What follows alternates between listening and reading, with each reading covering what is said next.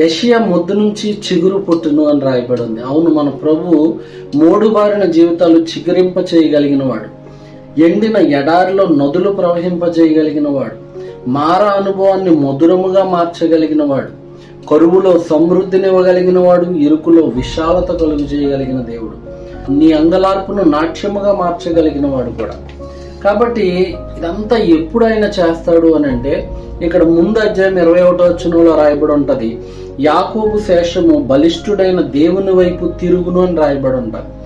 ఆ శేషముగా కొద్దిమందే ఉన్నారు, ఆ కొద్దిమంది దేవుని వైపు తిరిగారు కాబట్టి దేవుడు ఆ యెషయా మొద్దులోంచి చిగురు పుట్టేలాగా చేశాడు. ఈరోజు నీవు కూడా శేషంలాగా అంతా పోగొట్టుకొని ఒంటరివాడుగా నువ్వు కొంచెముగా ఉన్నా నీవు దేవుని వైపు తిరిగితే నిన్ను కూడా చిగురింపజేసి మహావృక్షమయ్యేలాగా దేవుడు చేయగలడు. అట్టి కృప దేవుడు నీకు అనుగ్రహించును గాక.